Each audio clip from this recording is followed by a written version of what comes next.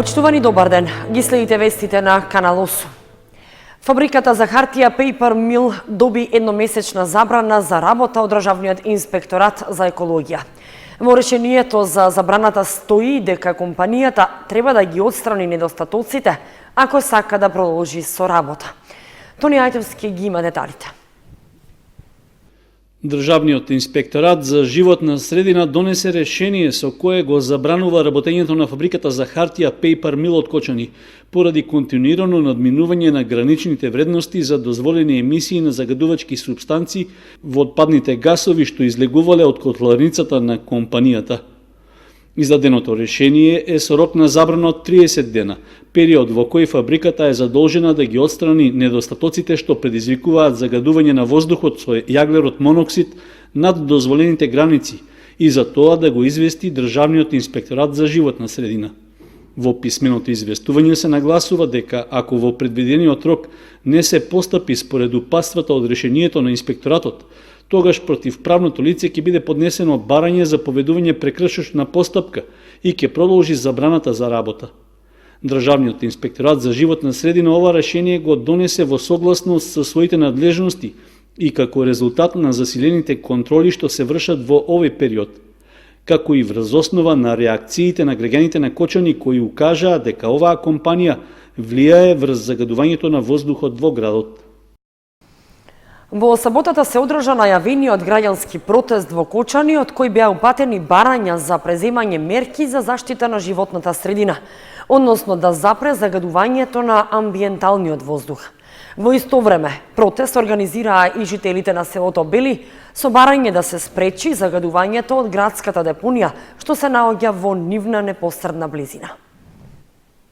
Со транспаренти и надписи «Стоп за аерозагадувањето», «Децата сакаат чист воздух» и слично, во саботата во Кочани се одржа најавениот мирен протест, што го организираше неформалното граѓанско здружение, а на кој присуствуваа поголем број жители на градот и околните места. На протестот беа изнесени податоци за високото ниво на загаденост на амбиенталниот воздух, а како причинители беа наведени индустриските капацитети, градската депонија и палењето на сламата и страништата на земјоделските површини. При тоа од надлежните институции беше побарано да се преземат конкретни мерки за подобрување на состојбата, како и санкции за прекршителите. Ние самите сме криви, ние самите треба еколошката свест кај народот да ја подигнеме, ама први што може да направиме да се затворат тие фабрики или фабрика сега во овој случај, да додека не набават соодветни филтри, додека не набават соодветно еколошко гориво. Што горат тие, народот шпекулира се и се што е нормално кај народ. Имаме видувано неколку возила кои влегуваат и излегуваат од депонија Дрисла, влегуваат и излегуваат комбиња, камиони со отворена портокалова табла, што значи опасни материи за човекот и животната средина.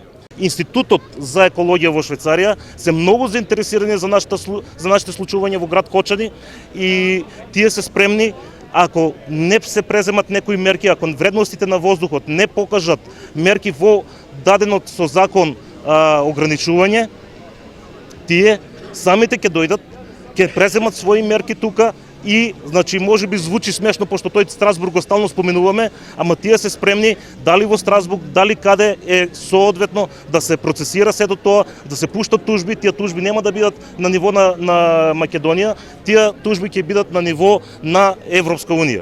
На протестот присуствуваше и градоначалникот на Кочани Никол Чуилиев, кој нагласи дека локалната власт дава подршка на барањето од граѓаните, при што информираше и за мерките што општината ги презема во рамки на своите надлежности.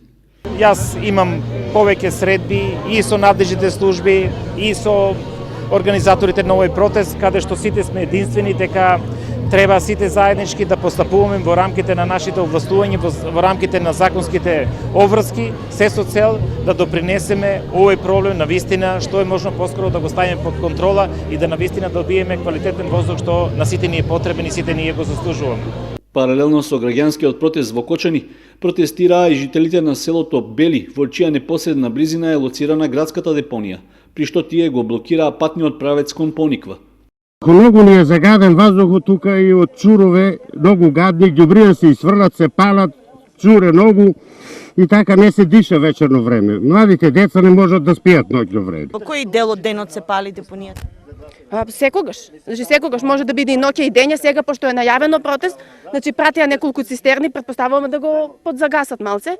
Инаку нон-стоп е. Ке имаме 24 сата блокада тука само за возилата на комуналното јавно предпријатие. Сите возила можат од денеска натаму да водат, а на комуналното сите назад ќе се враќаат. Организаторите на протестите најавија дека ќе продолжат да ја следат состојбата со загадувањето не само на воздухот, туку и на водата и почвата. Рекоа дека доколку нема позитивни промени, подготвени се да продолжат со слични реакции за да ги искажуваат своите ставови и барања.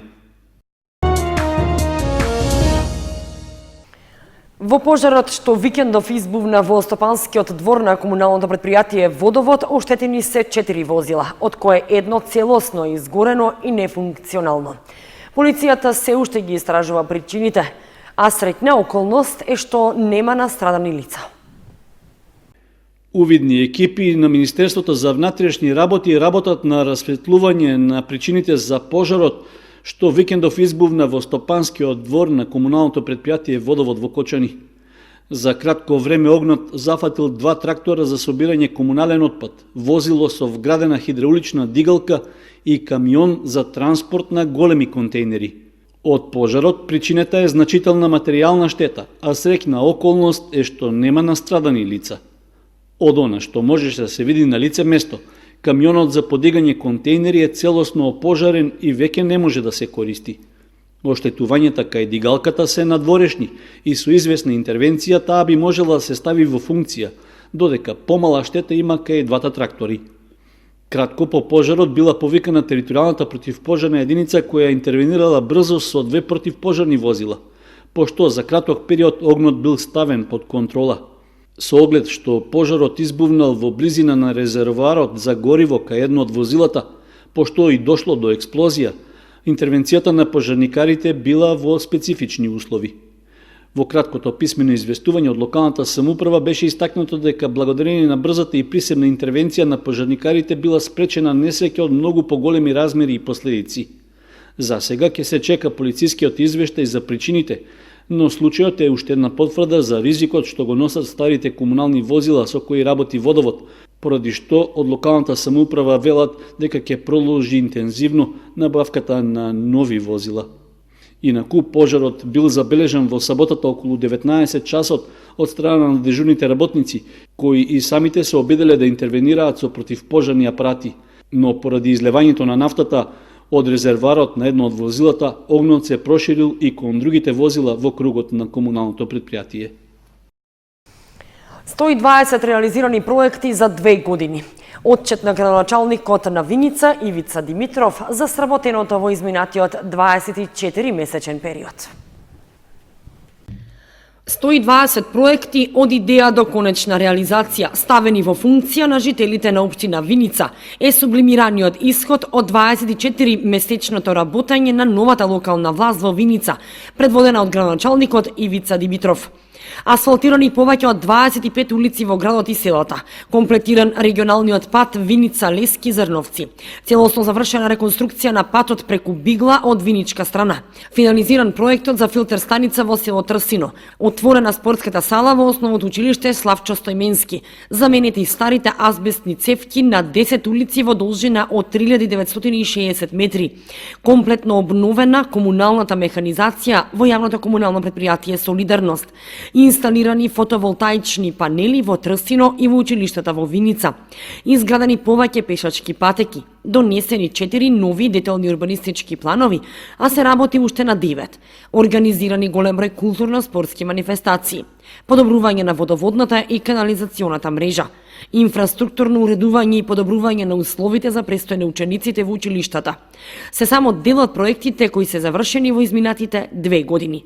Градоначалникот Ивица Димитров во едночасовното обраќање пред присутните во сината сала во Виница даде детален извештај за се она што локалната власт сработи овие 2 години. Ги најави проектите за кои се подготвува техничка документација и кои се во фаза на реализација. Денес дадовме отчет за работењето на 2 години на општина Виница. Покажавме и докажавме дека знаеме како да се справиме со проблемите на граѓаните на нашата општина. Во овој период од 2 години реализирани се 120 проекти или на секој 3 дена по еден проект. Инвестициите се најголем дел од буџетот на општина Виница, меѓутоа ние како општина аплициравме и до сите фондации, до невладини организации, до UNDP, ЮНИЦЕФ, како и до повиците кои што ги распиша владата на Република Северна Македонија. Имаме во сите области, во делот на асфалтирање, во делот на комунална инфраструктура, во делот на спорт, култура, се она што е неопходно за граѓаните на нашата општина, ние инвестираме и ќе продолжиме да инвестираме. Исто така реализиравме и во тек на реализација се и доста проекти. Меѓутоа можам да кажам дека имаме и доста проекти кои што ги планираме во текот на следната година. Еден таков проект е реконструкција на киносалата во нашата општина. Своје обраќање пред присутните имаше и претседателот на Советот Тони Велков, кој упати јавна благодарност до советниците за поддршката во донесувањето на повеќе од 300 одлуки кои се во интерес на граѓаните, но и за укажаната доверба од страна на жителите на Виница, со апел ова темпо на работа и реализација да продолжи во континуитет и следните 2 години.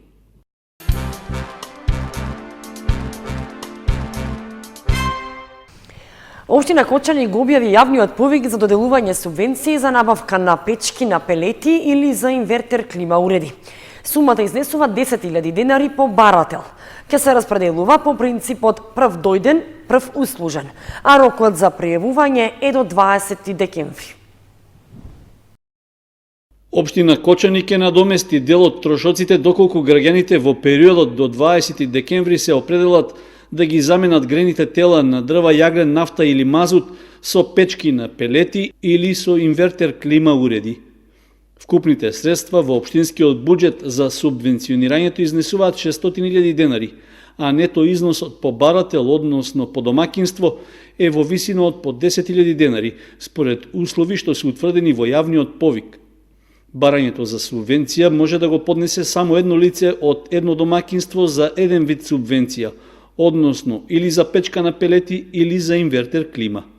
Субвенционирањето ќе се врши во рамки на планираните буџетски средства по принципот прв дојден, прв услужен. Граѓаните кои ќе побараат субвенција треба да го имаат платено данокот на имот за својот стамбен објект, а освен тоа, објектот каде што ќе се инсталира греното тело, односно уредот, да не е во фаза на градба и претходно граѓаните да не биле корисници на ваков вид субвенција. По поднесеното барање, Општинска комисија ќе изврши контрола во домот на барателот во врска со набавката и користењето на печките на пелети и инвертер клима уредите. Образците од потребната документација за аплицирање можат да се земат во едношалтерската канцеларија на Општина Кочани или пак од веб страницата на Општината, каде е објавен целиот јавен повик.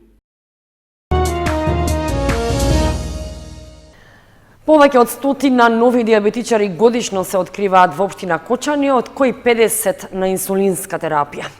Како на светско ниво, така и на локално, рапидно расте бројката на диабетичари. Во Кочани има повеќе од 2500 диабетичари, од кои 800 се на инсулин, а 30 се деца. Со предавања и мерење на шеќер во крвта се одбележува Светскиот ден за борба против диабетесот. Околу 100 нови диабетичари се откриваат годишно во Кочани. Од нив половина се со инсулинска терапија. Бројката на диабетичари постојано е во пораст. Во делот на превенцијата, Сдруженијето на диабетичари од Кочани организираше предавање наменето за средношколците од гимназијата Љупчо Сантов на тема превенција и рано откривање на диабетесот. Предавањето го одржа доктор Александра Стефчевска од клиниката за ендокринологија од Скопје, која им укажа на младите за симптомите со цел рано откривање на диабетесот и начините на превенција. Председателот на Сдруженијето на диабетичари Кочани го истакна и распоредот на активности во делот на одбележување на Светскиот ден за борба против диабетесот 14 ноември, но ја истакна и поразителната бројка на лица со диабет во целата држава, која постојано расте и не го одминува ниту Кочани. Во среда, во гимназијата, ќе извршиме мерење на шеќер во крвта. Тоа ќе биде во утринските часови од 7:30 почнување.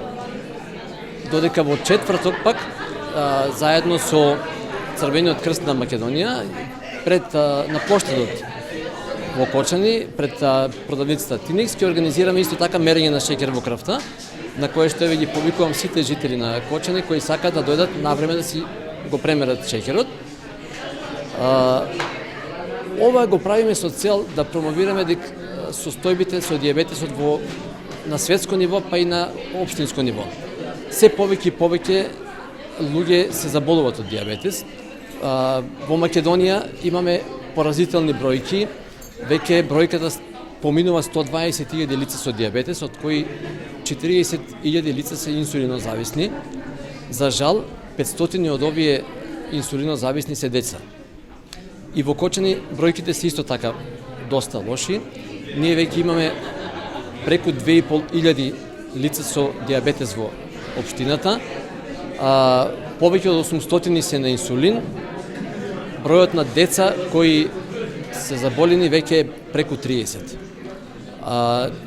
Токму од овие причини ги правиме овие предавања, како би на некој начин укажале на луѓето дека потребно е промена во начинот на живење, на начинот на исхрана и пред се превентивни прегледи за рано откривање на дијабетесот. Препораките се токму тие, значи здрав начин на живот. Стресот како стрес не можеме да го намалиме, како еден од факторите, меѓутоа начинот на исхрана можеме да влијаеме на него. Ние се повеќе се храниме нездраво, со неквалитетна храна, брза храна. Еве гледаме дечињата и сега на големиот одмор брзаа да купат помфрити и така натаму, значи храна која не е добра.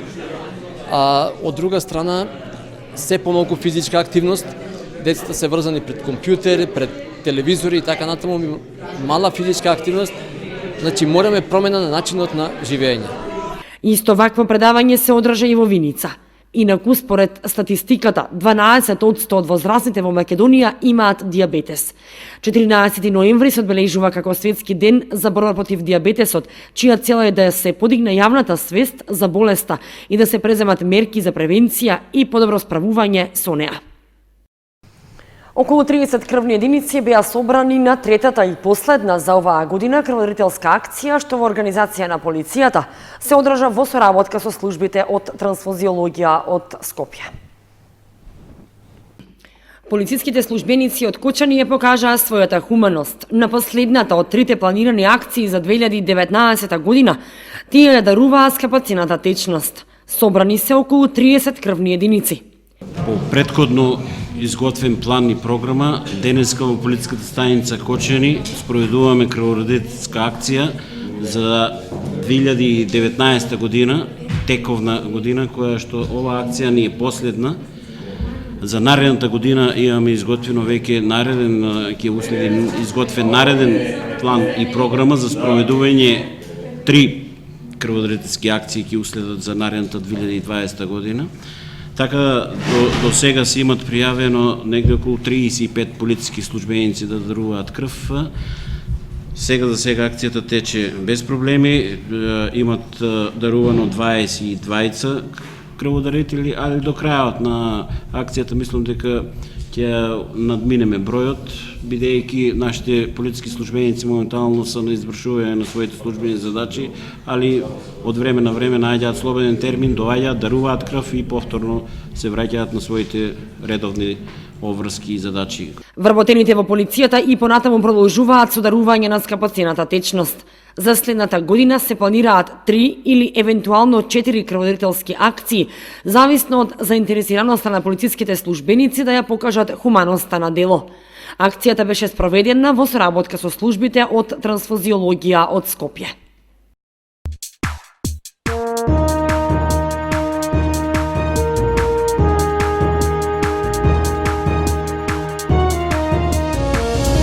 И за крај од вестите следува информацијата од спортот.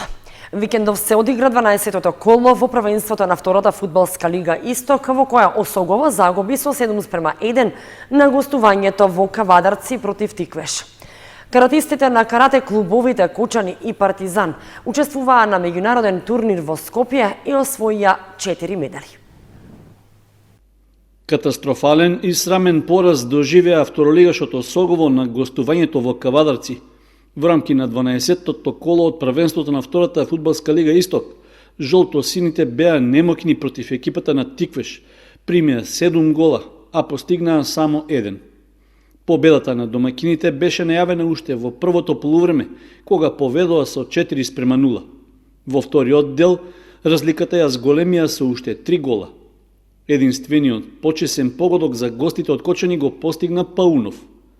Поразот за кочанскиот второлигаш можеше да биде и повисок, со оглед што кавадарчани не успеа да постигнат гол од пенал, а имаа уште неколку посериозни шанси кон противничката мрежа. Се на се, со овој пораз Осогово и дефинитивно останува без шанси да се извлече од дното, а до крајот на есенскиот дел најверојатно ќе има само епизодна улога во првенството. Во следното 13-то коло на домашен терен, жолто-сините ќе се сретнат со Кит Го Пехчево. За разлика од фудбалерите, успешен настап имаат каратистите. Членовите на карате клубовите Кочани и Партизан учествуваа на меѓународниот карате турнир 13 ноември, што по повод ослободувањето се одржа во Скопје. Нашите клубови ги представуваа 6 каратисти, од кои 4 се закитија со медали. Кај карате клубот Кочани во женска конкуренција од генерацијата 2006 Наталија Карова освои сребрен медал во категоријата до 44 килограми. Сличен успех имаше и Иван Арсов кај каратистите од генерацијата 2007 во категоријата до 52 килограми. Третиот медал го освои Илија Охумуш во генерацијата 2006 од категоријата до 55 килограми, при што тој се закити со бронза. На турнирот во Скопје, карате клубот Партизан го представуваше само Филип Стојанов, кој настапи меѓу своите врсници од генерацијата 2006 и во конкуренција на надпреварувачи до 42 килограми и до 47 килограми тој беше најуспешен и освои златен медал.